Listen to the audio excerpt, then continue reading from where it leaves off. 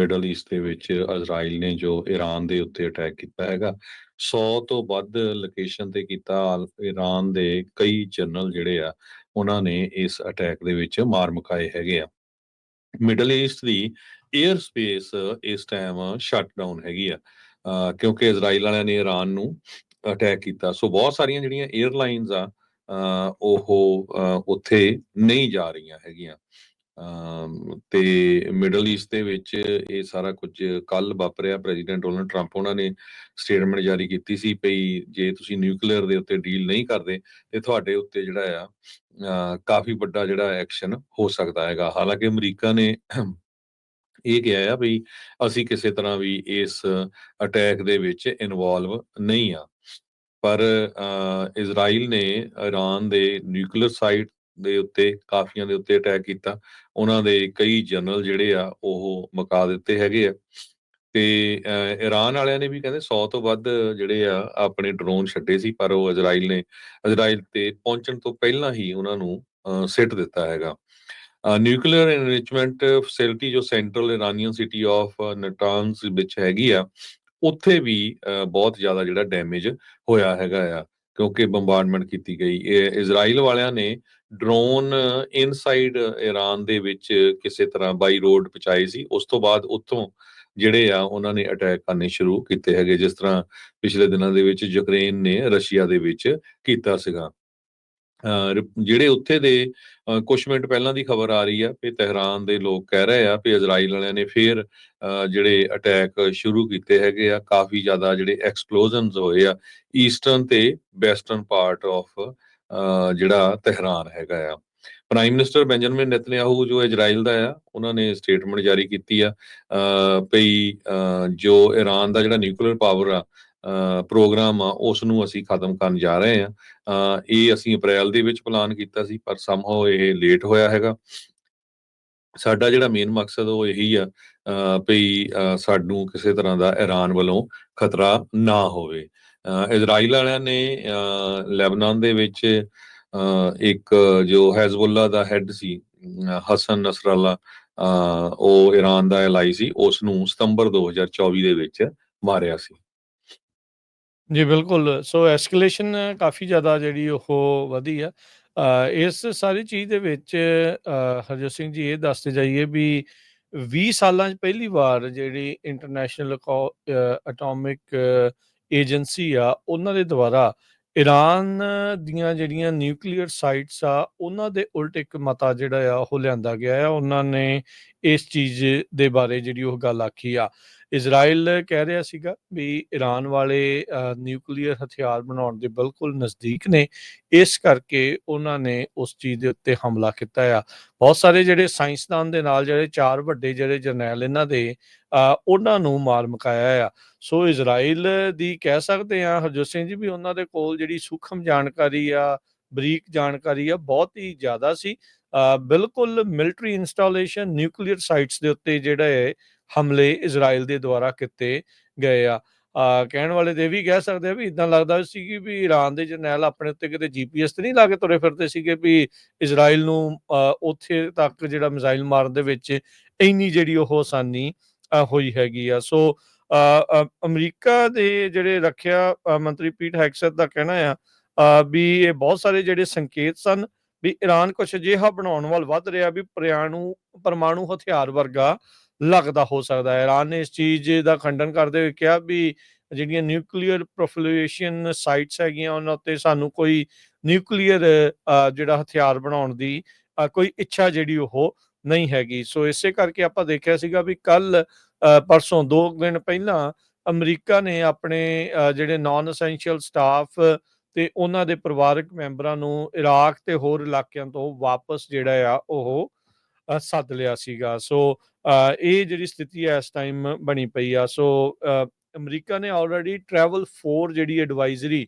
Iraq ਨੂੰ ਲੈ ਕੇ ਜਿਹੜੀ ਉਹ ਜਾਰੀ ਕੀਤੀ ਆ। ਇਜ਼ਰਾਈਲ ਦੇ ਦੁਆਰਾ ਪਹਿਲੀ ਵਾਰ ਜਿਹੜੇ ਨਾਲ ਦੇ ਨਾਲ ਵੀਡੀਓਜ਼ ਵੀ ਜਿਹੜੀਆਂ ਆ ਉਹ ਜਾਰੀ ਕੀਤੀਆਂ ਗਈਆਂ ਜਦੋਂ ਉਹਨਾਂ ਨੇ ਨਿਊਕਲੀਅਰ ਥਾਵਾਂ ਦੇ ਉੱਤੇ ਹਮਲਾ ਕੀਤਾ ਹੈਗਾ ਆ। IAEA ਦੇ ਮਤੇ ਦੇ ਵਿਰੁੱਧ ਹੁਣ ਈਰਾਨ ਕਹਿੰਦੇ ਵੀ ਅਸੀਂ ਆਪਣਾ ਜਵਾਬ ਜਿਹੜਾ ਉਹ ਦੇਣ ਜਾ ਰਹੇ ਹੈਗੇ ਆ।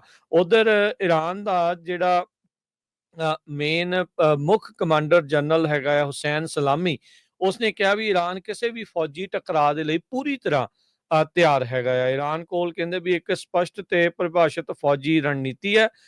ਉਹ ਕਿਸੇ ਵੀ ਖਤਰੇ ਦਾ ਜਵਾਬ ਦੇਣ ਲਈ ਤਿਆਰ ਹੈ। ਅਮਰੀਕਾ ਦੀਆਂ ਖੂਫੀਆ ਅਧਿਕਾਰੀਆਂ ਨੇ ਇਹ ਚਿੰਤਾ ਸਤਾ ਰਹੀ ਹੈ ਵੀ ਇਜ਼ਰਾਈਲ ਅਮਰੀਕਾ ਦੇ ਨਾਲ ਅਗਾਊਂ ਸਲਾਹ ਕੀਤੇ ਬਿਨਾਂ ਈਰਾਨ ਤੇ ਹਮਲਾ ਤਾਂ ਨਹੀਂ ਜਿਹੜਾ ਉਹ ਕਰ ਦੇਵੇਗਾ, ਜੋ ਕਿ ਆਪਾਂ ਦੇਖਿਆ ਵੀ ਜਿਹੜਾ ਹੋ ਚੁੱਕਾ ਹੈ। ਪਰ ਇਦਾਂ ਲੱਗ ਰਿਹਾ ਵੀ ਅਮਰੀਕਾ ਨੂੰ ਪਤਾ ਸੀਗਾ ਵੀ 에ਅਰ ਸਟ੍ਰਾਈਕਸ ਈਰਾਨ ਦੇ ਉੱਤੇ ਜਿਹੜੀਆਂ ਉਹ ਹੋਣ ਜਾ ਰਹੀਆਂ ਹੈਗੀਆਂ ਆ।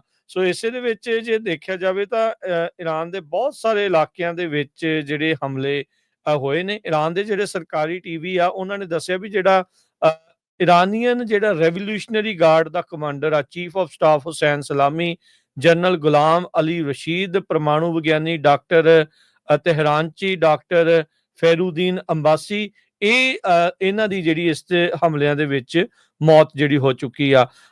ਉਹਨਾਂ ਦੇ ਜਿਹੜੇ ਈਰਾਨ ਦੇ ਸੁਪਰੀਮ ਲੀਡਰ ਅਤਾਉੱਲਾ ਖਮੇਨੀ ਆ, ਉਹਨਾਂ ਨੇ ਹਮਲਿਆਂ ਦੇ ਉੱਤੇ ਬਿਆਨ ਜਿਹੜਾ ਉਹ ਜਾਰੀ ਕੀਤਾ ਹੈ ਵੀ ਕਹਿੰਦੇ ਵੀ ਸਵੇਰ ਵੇਲੇ ਜਿਹੜੇ ਆ ਸਾਡੀ ਧਰਤੀ ਤੇ ਇੱਕ ਘਿਨਾਉਣਾ ਅਪਰਾਧ ਕੀਤਾ ਗਿਆ ਆ। ਰਿਹਾਇਸ਼ੀ ਖੇਤਰਾਂ ਤੇ ਹਮਲਾ ਕਰਕੇ ਆਪਣਾ ਸੁਭਾਵਿਕ ਦੁਸ਼ਟਤਾ ਦਾ ਪ੍ਰਗਟਾਵਾ ਕੀਤਾ ਆ। ਹੁਣ ਇਸ ਨੂੰ ਸਖਤ ਸਜ਼ਾ ਦੀ ਉਡੀਕ ਕਰਨੀ ਪਵੇਗੀ। ਸੋ ਇਹ ਖਮੇਨੀ ਦਾ ਹੈਗਾ ਜਿਹੜਾ ਬਿਆਨ ਆਇਆ। ਖਮੇਨੀ ਦੇ ਨਾਲ ਜਿਹੜੇ ਮਾਰੇ ਗਏ ਜਰਨੈਲ ਆ ਉਹਨਾਂ ਦੀ ਥਾਂ ਦੇ ਉੱਤੇ ਕਹਿ ਸਕਦੇ ਹਾਂ ਵੀ ਕਾਰਜਕਾਰੀ ਹੋਰ ਜਰਨੈਲ ਆ, ਉਹਨਾਂ ਦੀਆਂ ਨਿਯੁਕਤੀਆਂ ਵੀ ਨਾਲ ਦੇ ਨਾਲ ਜਿਹੜੀਆਂ ਉਹ ਕਰ ਦਿੱਤੀਆਂ ਹੈ। ਇਰਾਨੀ ਮੀਡੀਆ ਇਹ ਕਹਿ ਰਿਹਾ ਵੀ ਜਿਹੜਾ ਚੀਫ ਆਫ ਸਟਾਫ ਸੀਗਾ ਹੁਸੈਨ ਸਲਾਮੀ, ਉਹ ਬੜੇ ਲੰਮੇ ਸਮੇਂ ਤੋਂ ਬਿਮਾਰ ਸੀਗਾ, ਉਹ ਆਪਣੇ ਘਰ ਵਿਖੇ ਰਹਿ ਰਹੇ ਸੀ, ਇਸ ਕਰਕੇ ਉਸ ਨੂੰ ਆਸਾਨੀ ਦੇ ਨਾਲ ਨਿਸ਼ਾਨਾ ਜਿਹੜਾ ਆ ਉਹ ਬਣਾ ਲਿਆ ਗਿਆ ਹੈਗਾ ਆ।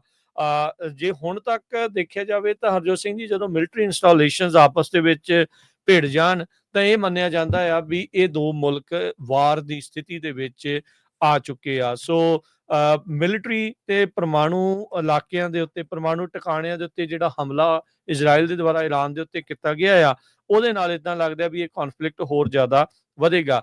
ਇਧਰੋਂ ਨੋਟਿਸਬਲੀ ਜਿਹੜਾ ਸਟੀਵ ਬੈਨਨ ਆ, ਉਹਨਾਂ ਦਾ ਇੱਕ ਬਿਆਨ ਜਿਹੜਾ ਉਹ ਧਿਆਨ ਮੰਗਦਾ। ਉਹਨਾਂ ਨੇ ਕਿਹਾ ਵੀ ਜੇ ਇਜ਼ਰਾਈਲ ਫਸਟ ਦੀ ਨੀਤੀ ਦੇ ਤਹਿਤ ਆਪਣੀਆਂ ਜਿਹੜੀਆਂ ਕਾਰਵਾਈਆਂ ਕਰ ਰਿਹਾ ਆ ਤੇ ਅਮਰੀਕਾ ਨੂੰ ਅਮਰੀਕਾ ਫਸਟ ਦੀ ਨੀਤੀ ਦੇ ਨਾਲ ਯੂਰੇਸ਼ੀਆ ਤੇ ਮਿਡਲ ਈਸਟ ਦੇ ਵਿੱਚ ਜਿਹੜੀ ਮਰਜ਼ੀ ਕੋਈ ਲੜਾਈ ਲੱਗੀ ਹੋਵੇ ਉਸ ਦੇ ਵਿੱਚ ਕੋਈ ਵੀ ਦਖਲਅੰਦਾਜ਼ੀ ਕਰਨ ਦੀ ਜ਼ਰੂਰਤ ਨਹੀਂ ਹੈ। ਸਾਨੂੰ ਇਸ ਲੜਾਈ ਤੋਂ ਬਾਹਰ ਰਹਿਣਾ ਚਾਹੀਦਾ ਆ। ਇਜ਼ਰਾਈਲ ਦੇ ਦੁਆਰਾ ਅੱਜ ਨਿਸ਼ਾਨਾ ਬਣਾਏ ਗਏ ਥਾਵਾਂ ਤੇ ਮਹੱਤਵ ਜਿਹੜੇ ਵਿਅਕਤੀ ਆ ਉਹਨਾਂ ਦਾ ਜੇ ਹਰਜੋਤ ਸਿੰਘ ਜੀ ਮੈਂ ਇੱਕ ਵਾਰੀ ਲਿਸਟ ਦੱਸਦਾ ਜਾਵਾਂ ਤਾਂ ਫੌਜੀ ਹਥਿਆਰਾਂ ਦੇ ਵਿੱਚ ਚੀਫ ਆਫ ਸਟਾਫ ਹੁਸੈਨ ਸਲਾਮੀ, IRGC ਦੇ ਜਨਰਲ ਗੁਲਾਮ ਅਲੀ ਰਾਸ਼ਿਦ, ਪਰਮਾਣੂ ਵਿਗਿਆਨੀ doctor Fereydoun Abbasi, doctor Mohammad Mahdi Tehranchi, doctor Abdullah Hamid ਜਿਹੜੇ ਆ ਉਹਨਾਂ ਦੀ ਹੋਈ ਆ। ਤੇ ਤਹਿਰਾਨ ਦੇ ਵਿੱਚ ਜਿਹੜੇ ਆ ਬਹੁਤ ਸਾਰੇ ਥਾਵਾਂ ਦੇ ਉੱਤੇ ਹਮਲੇ ਜਿਹੜੇ ਉਹ ਕੀਤੇ ਗਏ ਆ। ਨਤਾਨਸ਼ ਪਰਮਾਣੂ ਸਥਾਨ, ਪ੍ਰਾਚੀਨ ਪਰਮਾਣੂ ਜਿਹੜੀਆਂ ਸਹੂਲਤਾਂ ਤਹਿਰਾਨ ਅਤੇ ਹੋਰ ਇਲਾਕਿਆਂ ਦੇ ਜਿਹੜੇ ਉਹ ਫੌਜੀ ਅੱਡੇ, ਇਸ ਤੋਂ ਇਲਾਵਾ ਹੋਰ ਬਹੁਤ ਸਾਰੇ ਸ਼ਹਿਰਾਂ ਦੇ ਉੱਤੇ ਤੇ ਬਹੁਤ ਸਾਰੇ ਟਿਕਾਣਿਆਂ ਦੇ ਉੱਤੇ, ਫੌਜੀ ਟਿਕਾਣਿਆਂ ਦੇ ਉੱਤੇ ਇਜ਼ਰਾਈਲ ਨੇ ਇਸ ਟਾਈਮ ਜਿਹੜਾ ਉਹ ਹਮਲਾ ਕੀਤਾ ਆ। ਸੋ ਇਹ ਕੌਨਫਲਿਕਟ ਇਸ ਟਾਈਮ ਵੱਧ ਰਿਹਾ ਹੈਗਾ ਆ।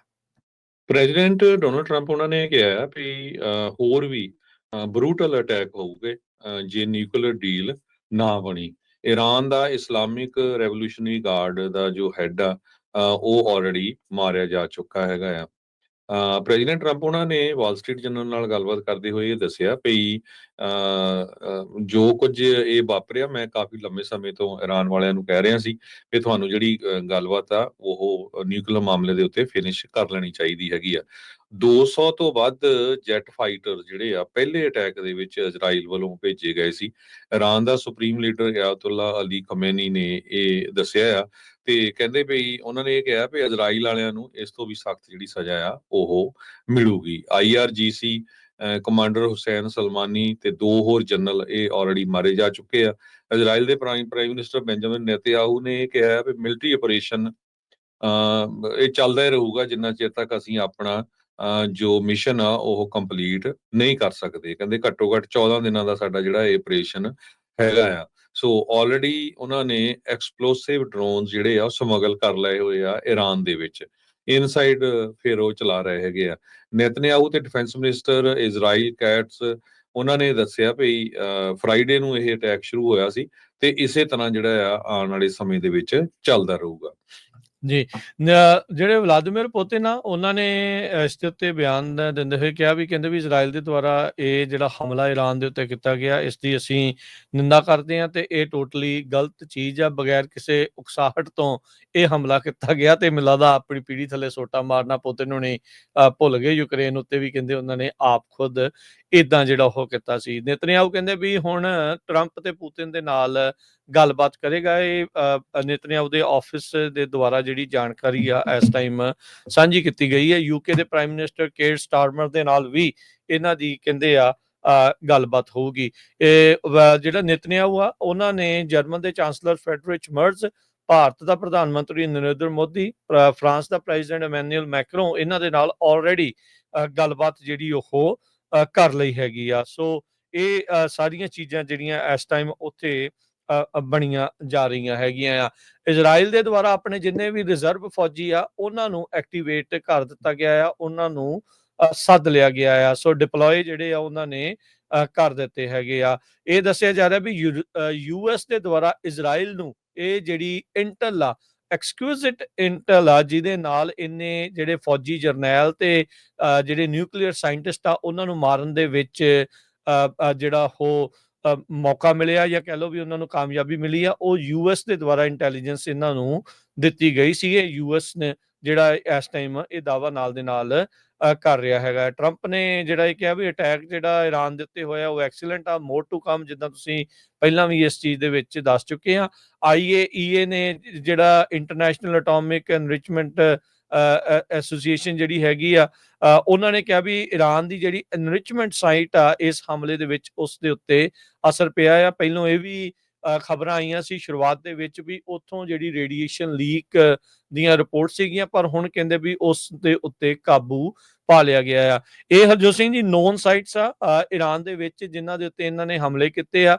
ਬਹੁਤ ਸਾਰੀਆਂ ਅਜਿਹੀਆਂ ਵੀ ਥਾਂ ਹੋ ਸਕਦੀਆਂ ਆ ਨਿਊਕਲੀਅਰ ਸਾਈਟਸ, ਜਿਨ੍ਹਾਂ ਦੇ ਬਾਰੇ ਅਜੇ ਦੁਨੀਆ ਨੂੰ ਕਿਸੇ ਨੂੰ ਵੀ ਜਿਹੜਾ ਉਹ ਪਤਾ ਨਹੀਂ ਹੈਗਾ।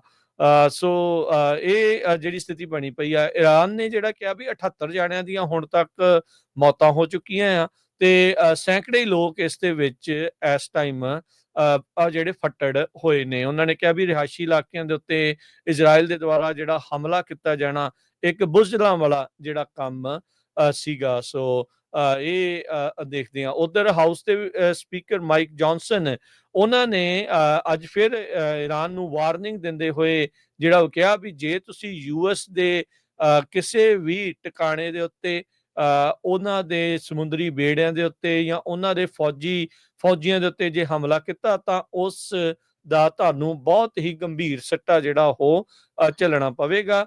ਅਮਰੀਕਾ ਦੇ ਦੁਆਰਾ ਆਪਣੀਆਂ ਜਿਹੜੀਆਂ ਉੱਥੇ ਪਣਡੁੱਬੀਆਂ ਤੇ ਜਿਹੜੇ ਸਮੁੰਦਰੀ ਬੇੜੇ ਆ, ਉਹਨਾਂ ਸਾਰਿਆਂ ਨੂੰ ਮਿਡਲ ਈਸਟ ਦੇ ਵਿੱਚ ਹਾਈ ਅਲਰਟ ਦੇ ਉੱਤੇ ਕਰ ਦਿੱਤਾ ਗਿਆ ਹੈਗਾ ਆ।